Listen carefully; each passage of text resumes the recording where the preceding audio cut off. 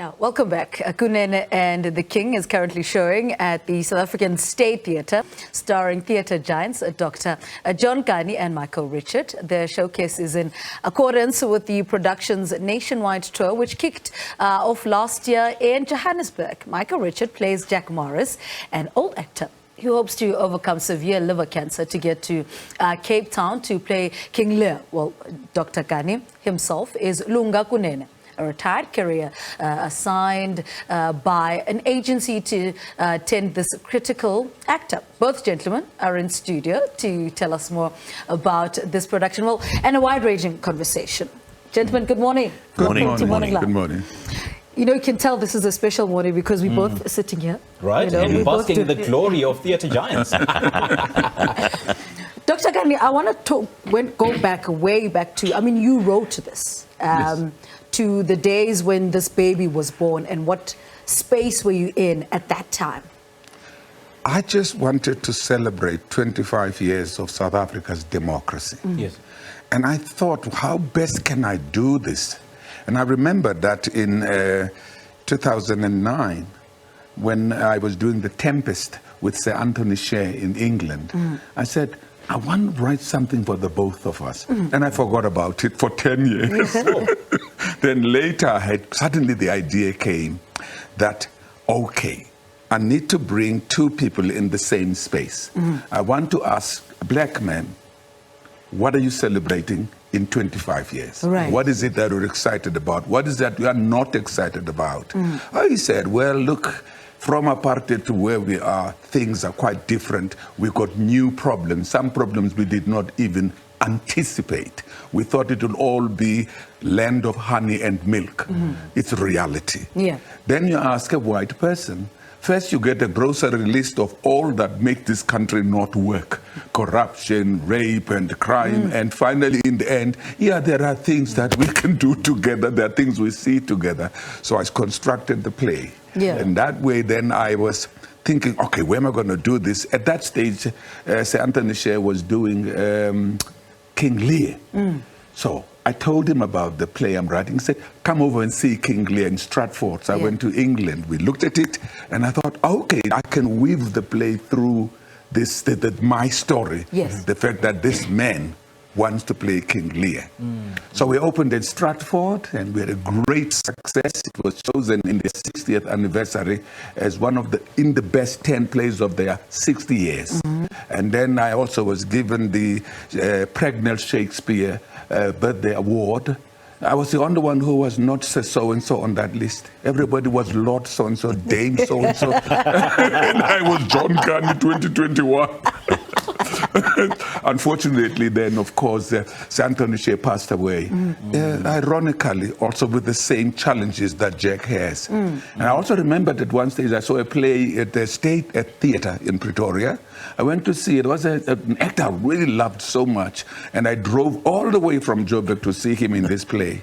And I looked at it. It was so brilliant. And I leaned over, says, I got to find something we can do together. And that was Michael Richard. We've never worked together before. So when this situation happened, I said to Janice Hanneman, the director, find Michael. Yes. And Michael said, of course, yes.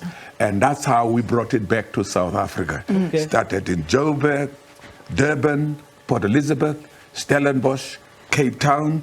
We're now at the State Theatre, almost the last leg of this before we think about what's next in our lives or what's next for Kunene and the King. You know, Michael, we just heard Dr. Kani there saying that, you know, the modern day South Africa, we thought it was going to be land of milk and honey, but we are now stuck with the reality that we're facing today. So what kind of resonance are we likely to strike with this particular play? Well, I think a big resonance.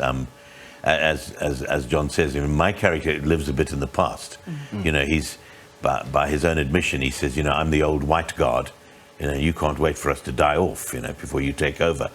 He's bitter about a lot of things, obviously. He's bitter about the fact that this country's gone. But what is wonderful about the play is that, I mean, the play links with the King Lear that John mentioned, the Kunene and the King. The King is King Lear, and these two total strangers and poles apart have one thing incredibly in common, and that is Shakespeare. John's character learnt at Julius Caesar at school, studied Julius Caesar at school. I'm doing King Lear. And through King Lear, we start to find each other. Right. And there's a theme running through the King Lear thing where the king doesn't know about the common people. He has no humanity for them. And he learns, in the play, he learns humanity.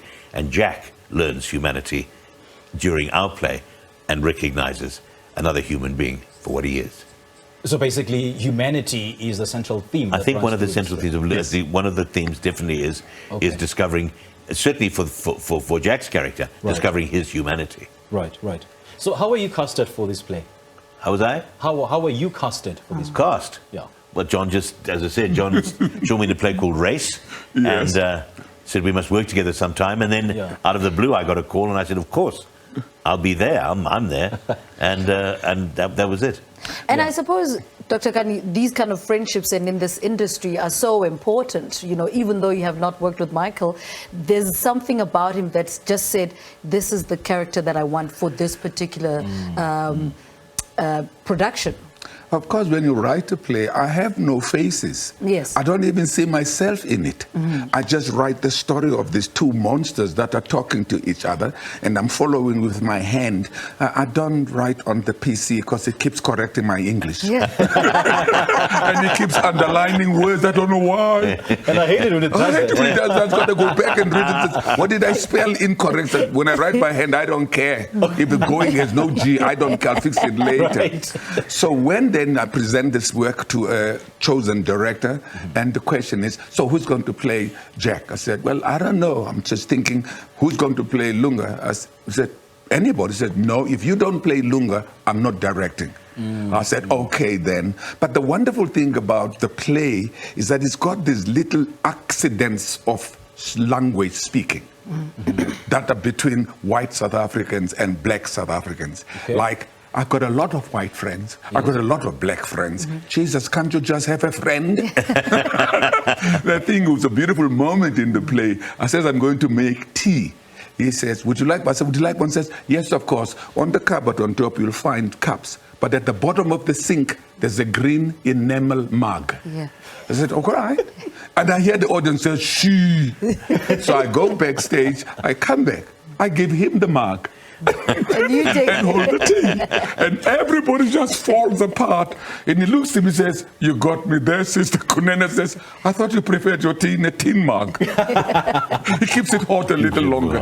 So that those little comedy, little things that you can't sit there and talk about what's going on in this country. Oh no, it's a tragedy. Yeah. But we could, in theater, we could celebrate even the not working moments amongst us. And also as South Africans, especially in the corporate world, we sit in the same boardroom, we sit in the same meeting, but then when we go home, I go left, white person go that. So we don't mix afterwards in a normal human relationship, friend and friend. Then the following day we meet at work then I wanted to take them both to the same house. Yeah. So they live in the same space. And they spend so much time together.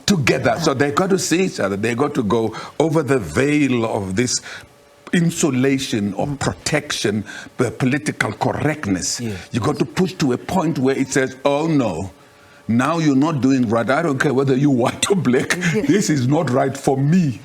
So that's the play examines all those little incidents. Yes, yes. And it's quite interesting that you mentioned, I actually like the example you used of, those little incidents. And it leads to my next question as to, do you normally go off script, and especially at a theatre setting? Because you need to feed off the energy of the audience. And it's often said that theatre actors have a much stronger bond between the audience than, small screen actors, isn't it? Yeah, well, we certainly don't go off script because, well, not on purpose. Of course. No, we've carefully rehearsed this play, and we know what we're doing on stage. But in terms of the audience, we are aware. Theatre actors are aware of the audience all the time. Yeah. I mean, we are listening to each other, we are acting with each other, but there's another sense that's actually listening, because that audience is a living thing. Yes. It's alive. It's responding to you. Totally.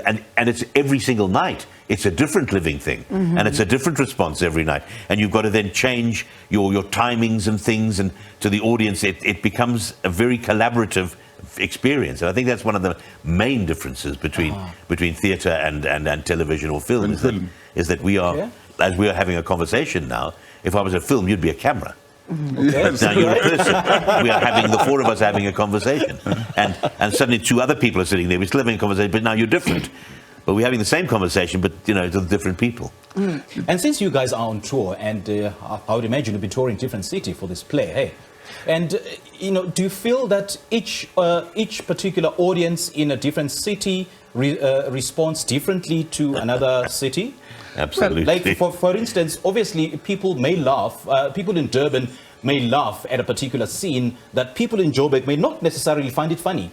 There's a wonderful line in the play where it's the sisters who are King Lear's daughters, and I say the one is like so-and-so, so he says in the play, so now we got Mbeki and Zuma, are they like Goneril and Reagan? And I say, no, Zuma will be more like Goneril and Reagan all rolled up into one. It used to get a huge laugh anywhere, except Durban. Wow. Especially when you said double trouble. Double trouble. In Durban, the audience were totally different. Shush. And I thought, okay, where do I link it quickly in and take it over from them? Because I'm the storyteller, you are the listener. You can't tell the story with me, but I can't tell it without you. Yes. So, especially English theatre, there's a separation. They've got the fourth wall. You perform this side, and we sit and listen here. When we played in England, 14 weeks at the RSC in Stratford, another 12 weeks at the West End just before COVID. They sit there, but they'll give you a thunderous 5-minute standing ovation. Yes. And you could see the stars, 5 stars, 5 stars. You say, but where were you during the play? I needed you then. But then you come to Joburg, to Cape Town, to Bloemfontein. Now we're at the State Theatre. We have a fantastic, strange audiences who you think, okay, say the line, and there's a huge laugh. You think, ain't nothing funny. Yeah, there's nothing funny about that. We've never had the laugh there. Was an actor. You're so sensitive, as Michael put it so beautifully, and interacting. We're all telling the same story. I need that audience to travel with me in the same story. And suddenly someone does this.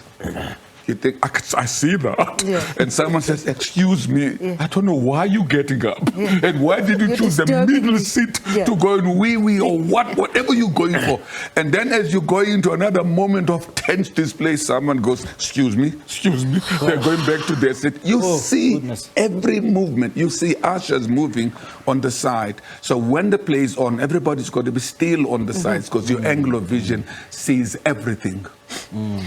Michael, what for you, what lessons came with this? Because I imagine every production comes with its own challenges, with its own lessons. Well, you guys have been in this industry for so long, but... It certainly taught me to re-examine some of my embedded, what I thought were liberal attitudes. And especially the kind of, the careless language one uses. When addressing people. I mean, like one of the lines where I'm talking about, do you believe in organ donation? In organ donation. I said, oh, well, I know you people have a problem with organ donation. And John says, what do you mean, you people? And I said, well, you black people. And, you know, and this character, that's his natural language. But it's taught me, Michael Richard, to actually think, hey, do I say that? Have I ever said that? That's wrong. You know, so you start to actually, I've had to re-examine a lot of my assumptions, which has been an incredible thing. But the other lesson it's learned, I mean, John has written a brilliant play about, as I said, about humanity and about human people who are forced to live together, who find each other, and it's a wonderful story, and it's heartwarming. Yeah. And I want to talk about friendships, and I mean, we've had this conversation before with Dr. Kani, how friendships that you've had with Winston Chona and with Ethel Fugart, and how those have shaped the person that you are. And as you grow older, I mean, you're turning 80 in August. A little bird. How do we know that? How important is it to form those friendships in this industry that is constantly changing and is constantly evolving from the industry that you started out when you were younger? Look, it's very important that you become an open book that receive people and give them the absolute open and honest chance and not prejudge. And then during the course of the relationship, you can then make a decision whether this is becoming a fulfilling relationship or is it a relationship that I have to tolerate and go on. And especially in the film industry. I mean, I worked with the great actors of Hollywood, but there are certain actors when we bump into each other, they pretend that we've never worked together before. They just walk past. They come in like slides in and out. And there are different actors that leave a lasting impression in you and that you feel, I wish I could work with this human being again, because they give of themselves so much. And that is what you learn as you grow. There are also the friends I was in high school with, that when I go back to Port Elizabeth Stroke, or AKA Grebecha, I says, what happened to so-and-so? Oh, Dad, he passed on. What happened to so-and-so? Didn't you know? I'm thinking, I'm not going to ask anybody anymore. I'm just going to shut up. It becomes more awkward when you ask questions and expecting the same answer. I'm telling you. But they stay with you because they've left an indelible mark on the character that molds the kind of personality you are. You can't be an evil, mean, and ugly person and you become an actor.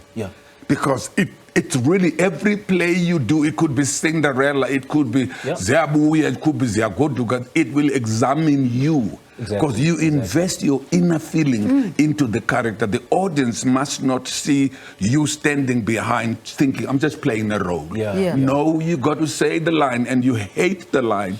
And I have watched different actors, especially watching Michael and Sir Anthony Shea, deal with the race sort of undertones of the play.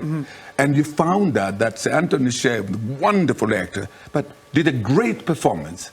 And I must say, I hope he's not listening. And then you find that Michael takes it different. He takes it in and makes it Michael to a point where the audience might think, oh my God, do we still have people who believe that? And then at the end of the play, he comes out of it and becomes Michael. Jeez, man. Is it not because of your experiences, though? How do you get to that place where... Is it not because you're born in South African and you know what this character might be like? Well, yeah, but it's a process, you know. When I first read the play, I thought, how am I going to play this? How am I going to... This man is impossible. I mean, what is he? You know, what kind of dinosaur is this person?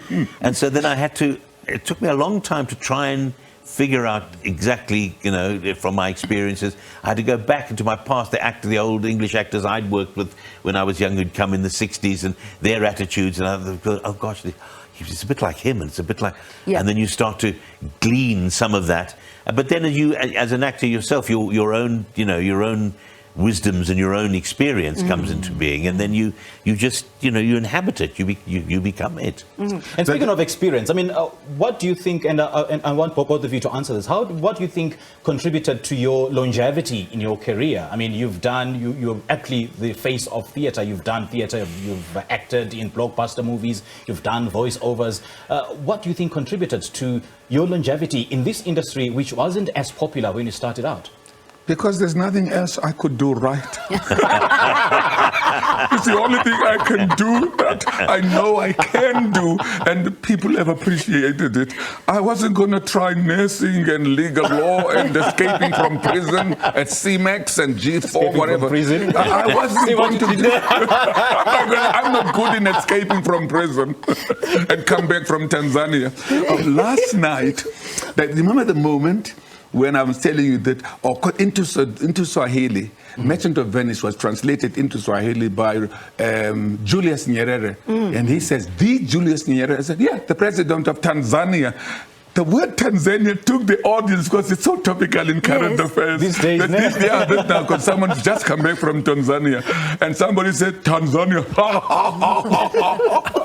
So there's those kind of things. No, it's because I love theatre and I respect the art. And I had a point to prove in 1965 that I can make it work. Sure. And I can make a living out of this thing.